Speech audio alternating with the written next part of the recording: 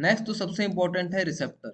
गाबा के लिए आपके पास दो रिसेप्टर है, यानी एक आपके पास गाबा ए है, एक आपके पास गाबा बी है। जनरली आप जो मेन आप रोल देखते हैं वो गाबा ए का देखते हैं, इसलिए गाबा बी कई लोग पढ़ते ही नहीं है या उन्हें बताया नहीं जाता। तो गाबा ए गाबा बी आपके दो रिसेप्टर हैं, दोनों के लिए अलग अलग एगोनिस्ट एंटागोनिस्ट आपकी ड्रग्स है। तो गाबा ए और गाबा बी।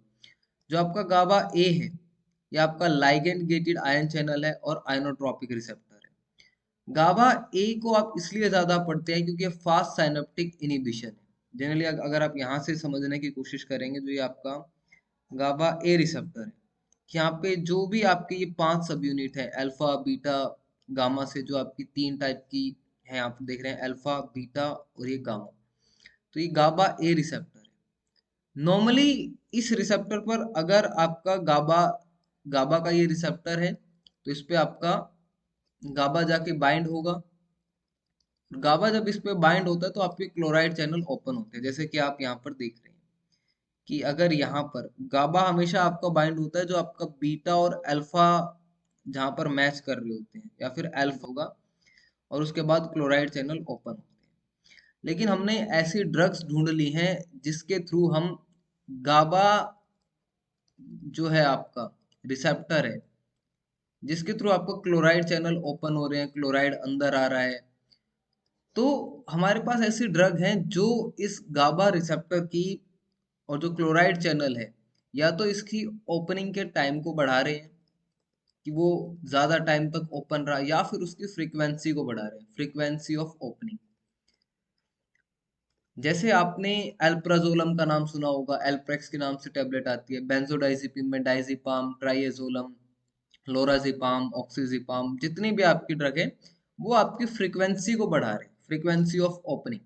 जैसे आप एक डोर को एक हर एक पर्सन के लिए ओपन करते हैं, जैसे आप किसी मॉल में जाते हैं तो जो वहां पर गार्ड होता है हर एक जो पर्सन आता है उसके लिए डोर को ओपन करता है फिर क्लोज करता है, ओपन होता है क्लोज होता है, कोई भी आता है।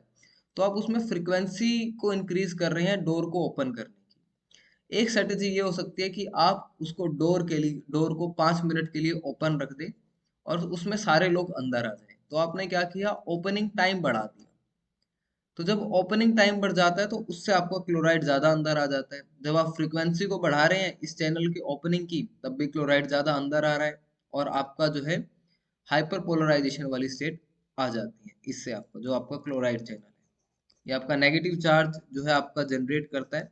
तो क्लोराइड आपका नेगेटिव चार्ज है तो ये इंट्रासेलुलर स्पेस में आता है, तो रेस्टिंग पोटेंशियल को जो है ये आपका और डिक्रीज कर देता है। नॉर्मली आपका रेस्टिंग मेम्ब्रेन पोटेंशियल -70 मिलीवोल्ट होता है, लेकिन क्लोराइड अंदर आने के बाद वो और भी आपका नेगेटिव हो जाता है।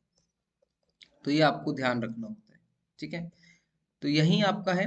और आपका गाबा का रोल सिर्फ यहाँ नहीं है, आपके रेटिना में, आपके विजन में भी आपका गाबा का रोल आता है। विजन में भी आपके गाबा ग्लूटामेट होते हैं रेटिना में, जिस वजह से आप देख पाते हैं। तो आपको ये याद रखना है कि अल्फा बीटा गामा आपकी 3 जो यूनिट है उन्हीं से ये बना है। हालांकि ये 5 सब यूनिट्स हो जाती हैं जिसमें आपका 2 अल्फा, 2 बीटा और 1 गामा। अल्फा और बीटा का जो कॉम्बिनेशन है, जैसे आप यहाँ पर देख रहे हैं, ये आपकी गाबा बाइंडिंग साइट है, एक ये रहा, एक ये रहा, और एक आपका यहाँ पर बेंजोडाइजिपिन भी, जिसमें आपका अल्फा और आपका गामा मैच कर रहा है, वो आपका बेंजोडाइजिपिन की साइट है। तो अल्फा बीटा वाली जो आपकी साइट है वो गाबा बाइंडिंग है, और जो आपकी अल्फा और गामा वाली है वो आपकी बेंजोडाइजिपाम की साइड से, जैसे आप यहाँ पर भी देख पा रहे होंगे।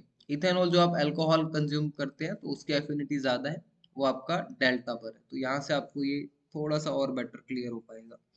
जो ये वाला डायग्राम है क्लोराइड कोर है, बीटा और अल्फा देखा आपने गाबा के लिए है, बीटा और अल्फा देखा आपने गाबा के लिए है, फिर आपने गामा 2 और अल्फा 1 देखा, वो आपका बेंजोडाइजिपिन के लिए। तो इसमें 2 अल्फा है तो आप इसको इस तरीके से भी लिख सकते हैं, अल्फा 1 अल्फा 2। 2 बीटा है तो आप इसको इस तरीके से लिखेंगे, बीटा 1 बीटा 2। तो आप इस तरीके से इनको लिखते रहते हैं। आई होप कि आपको समझ में आ गया होगा कि बारबिचुरेट्स कहाँ बाइंड करेंगे, बेंजोडाइजिपाम, उसके बाद फ्लूमेजेनिल, ये आपका बेंजोडाइजिपाम का एंटागोनिस्ट है। हमारे पास एक ही ड्रग है, इसको जनरली हम आईवी फॉर्म में देते हैं, इंट्रावेनस। जोल्पिडोलम ये आपके नॉन बेंजोडाइजिपाम है लेकिन स्लीप इंड्यूस करा देते हैं, सेडेटिव हिप्नोटिक की क्लासिफिकेशन में आप इन्हें पढ़ते हैं। नेक्स्ट आपका गाबा बी, ये आपका हेट्रोडाइमर है। यहाँ पर आपकी दो सब यूनिट है, B1 और B2। ये जनरली क्या करता है, आपका कैल्शियम की कंडक्टेंस को डिक्रीज करता है और इंक्रीज करता है पोटाशियम की कंडक्शन। तो ये आपका इस तरीके का रोल रहता है, और जनरली आप इसे तब देते हैं जब हमारे पास कुछ ड्रग्स हैं गाबा को लेकर, या फिर आप गाबा बी का स्टिमुलेंट भी देते हैं जब आपको इनडायरेक्टली जो है सीजर इन्वॉल्व कराने हैं, लैब में काम करना है उस तरीके से। तो ये आपका जी प्रोटीन कपल रिसेप्टर है गाबा बी। गाबा ए आप पढ़ रहे थे, तो गाबा ए आपका आयनोट्रोपिक था। ये बात आपको याद रखनी है कि गाबा ए और गाबा बी में फर्क क्या है। ऐसे क्वेश्चन आपके जीपैट, नाइपर या जो आप university entrance exam, pharmacist, drug inspector के लिए देते हैं, तो इस टाइप के क्वेश्चन आते हैं। जनरली गाबा देखते ही आपके माइंड में आ जाता है कि आयनोट्रोपिक है, ये नहीं देखते आप गाबा ए है या गाबा बी है। तो ये रिसेप्टर से बाइंड करता है और पोटेशियम की कंडक्शन को इंक्रीज करता है। या आप जो भी आप जी प्रोटीन कपल रिसेप्टर में एडिनल साइक्लेज से जो आगे आप काम देखते हैं, वो आपका स्टार्ट हो जाता है। तो गाबा इन फूड के बारे में बात करें, जैसा कि मैंने आपको बताया कि यूएस में या आप अमेजोन खोल के देखेंगे तो गाबा के बहुत सारे सप्लीमेंट आपको मिलेंगे। तो ब्राउन राइस में, टमाटो में, स्पेनिश टमाटोज में स्पेनिश, ब्रोकली, कैबेज, कॉलीफ्लावर, इन सब में आपका गाबा ज्यादा होता है। तो जिनको नींद नहीं आती है वो डायरेक्टली किसी ड्रग पे जाएं, तो वो अपनी फूड की हैबिट या अपने खाने में कुछ ऐसा इंक्लूड कर सकते हैं जो गाबा को बढ़ाता है, जिससे आपको एक कामिंग इफेक्ट मिले। अदर फैक्टर्स जो हैं गाबा के कम होने की, वो आपके हो सकते हैं पायरोडॉक्सिन की डेफिशिएंसी, जो आपका विटामिन B6 है, hepatic encephalopathy, Huntington disease, dystonia, आपका स्पेसिसिटी और हाइपरसोमनिया की आपको ज्यादा ही नींद आ रही है। तो ये आपका दूसरा फैक्टर है। SSADH होता है कि जब आपका जो गाबा है वो आगे सक्सीनेट में कन्वर्ट नहीं हो पाता है, उसको आप बोल देते हैं। This is the most common disease. तो उसमें आपकी गाबा ट्रांस अमीनेज की जो है वो डेफिशिएंसी हो जाती है, जो हमने यहाँ पर देखा था इस एंजाइम की। ये जो था आपका गाबा ट्रांस अमीनेज, तो ये मोस्ट कॉमन न्यूरोट्रांसमीटर डेफिशिएंसी है। इसमें आपका साइकेट्रिक इलनेस, न्यूरोलॉजिकल मैनिफेस्टेशन, जो भी आपकी डिजीज गाबा के बढ़ने से आती है वो, इसमें आपका एक GHB भी जो है वो एक्यूमुलेट हो जाता है। GHB जनरली एक ड्रग भी यूज करते हैं जिसे हम उसके एक फॉर्म में यूज किया जाता है, या उसको आप डेट रेप ड्रग बोलते हैं, फर्स्ट डेट रेप ड्रग, इस टाइप से उस ड्रग का एक कॉमन नेम है।